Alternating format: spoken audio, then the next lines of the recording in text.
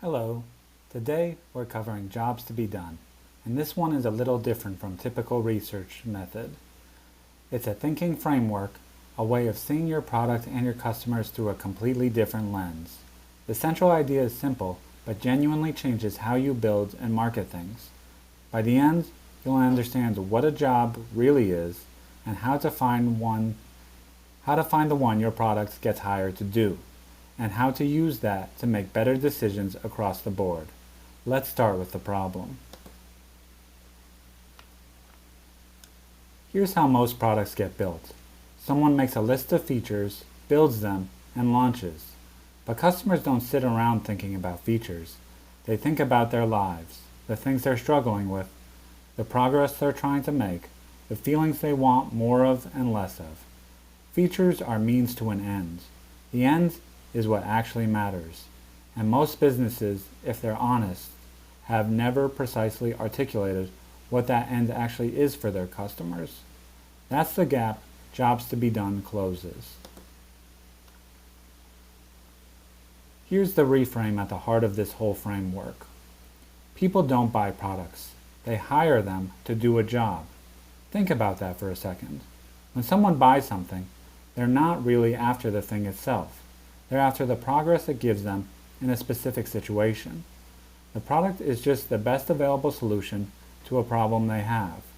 Once you start seeing your product that way, as something people hire, everything about how you design and sell it starts to shift. So what is jobs to be done as a framework? It's a way of understanding why customers choose your product, not based on their demographics, not based on your feature list, but based on the underlying job they're trying to get done. And job here is a specific term.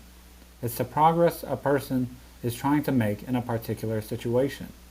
Know the job, and you understand who buys, why they switch away from competitors, and what your product genuinely needs to deliver to keep them. Here's a story that made this framework famous. McDonald's wanted to sell more milkshakes. They did all the standard research, surveys, focus groups, and the feedback was predictable. Make them chocolatier, bigger, cheaper. They made those changes. Nothing moved. Then a researcher tried something different. He just watched. He stood in the restaurant and observed who was buying milkshakes and when. What he found was striking. Almost half of all milkshake sales happened before 9 a.m. to people alone buying one milkshake and heading straight to the car. These weren't dessert lovers. They were commuters on long, boring drives, looking for something to keep them occupied and not hungry until lunch. The job wasn't dessert, and the competition wasn't other milkshakes. It was bananas, bagels, and coffee. Once McDonald's understood the job, they knew exactly what to improve. The milkshake needed to be thicker, last longer, and be easier to drink with one hand. That's what the job demanded. So what exactly is a job? It has three parts: a situation, a motivation, and an outcome. The template is, when situation, I want to, motivation, so I can, outcome. Here's a simple example. When I sit down to start my workday, I want to see exactly what needs doing so I can feel in control and focused. The sentence captures a situation someone finds themselves in, what they're looking for in that moment, and the outcome they're after. A good statement is that specific and that human. Every job has two layers, and this is where most businesses miss something important. The bottom layer is the functional job, what the customer is literally trying to accomplish. For a project management app, that's things like managing tasks, hitting deadlines, and collaborating with a team. But sitting on top of that is the emotional and social layer. Emotionally, how do they want to feel? In control, competent, less stressed. Socially, how do they want to be seen by others? Organized, reliable, the kind of person who has it together. Most products speak only to the functional, but the emotional layer is where loyalty lives, and where the most powerful marketing messages come from.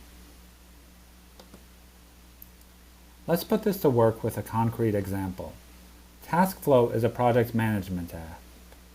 If you ask the team why people use it, the first answer would probably be to manage their tasks.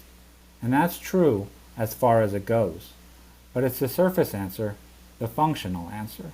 The real job goes deeper and it's more interesting. Let's dig in. The real job TaskFlow gets hired for sounds like this.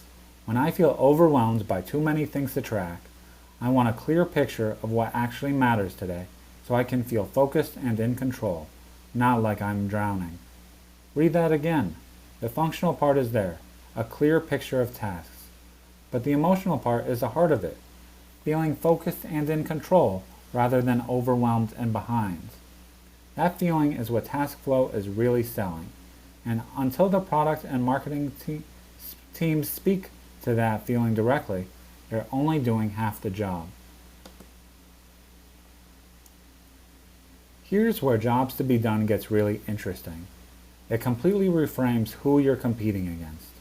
TaskFlow's team might think their competition is other project management apps, Asana, Monday, Trello, but if the job is feel in control and not overwhelmed, then TaskFlow is also competing with spreadsheets, with notebooks and sticky notes, with email inboxes people use as informal to-do lists, and with the I'll just keep it all in my head approach that millions of people use every day. That's a much bigger, more varied competitive landscape, and knowing it changes how you position the product entirely. Jobs to be done is found through conversations, not surveys. The goal of the interview is to understand the moment someone decided to hire your product, what was going on in their life, and what they tried before, and what finally pushed them to make a change. The questions you ask: what was happening in your life when you first started looking for something like this? What had you tried before? What made you finally make a change? What would have to be true for you to stop using our product? You're listening for the situation they were in, the struggle they were feeling, and the emotional payoff they were hoping for. Those three things together are the job.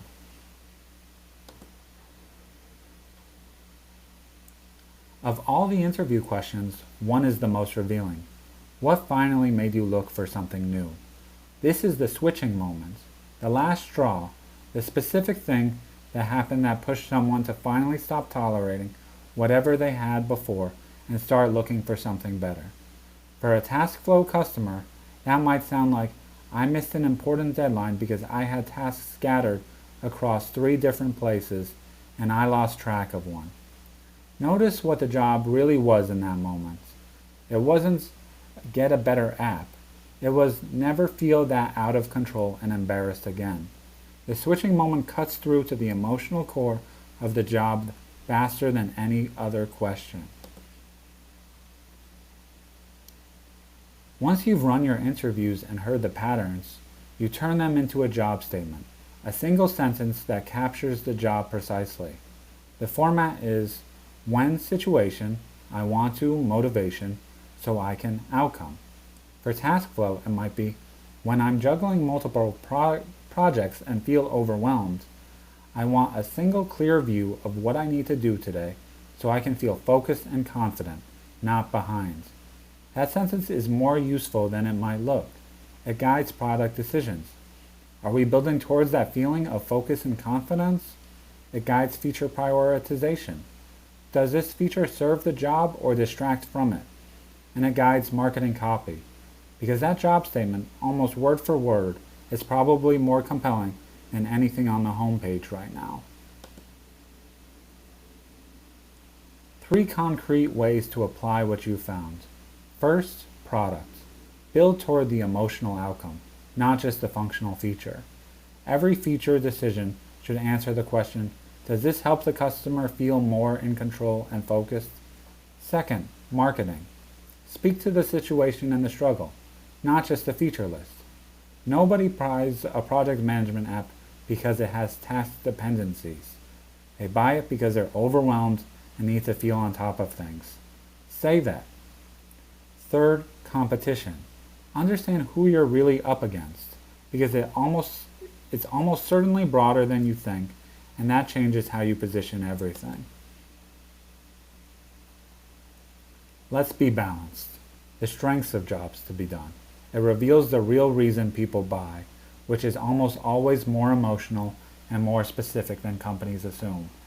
It reframes competition in ways that are often genuinely surprising. It guides product, marketing, and messaging all at once from a single insight. And it's deeply human. It puts the customer's life, not the product's features, at the center. The limitations? It requires rich qualitative interviews to do well. A quick survey won't get you there. It's harder to quantify than a metric like NPS. Different customers might hire the same products for different jobs, which can make it harder to prioritize. And it's a lens, not a formula. It sharpens your thinking, but it doesn't make decisions for you. 6 things to take with you. People hire products to make progress in their lives. That's the core idea.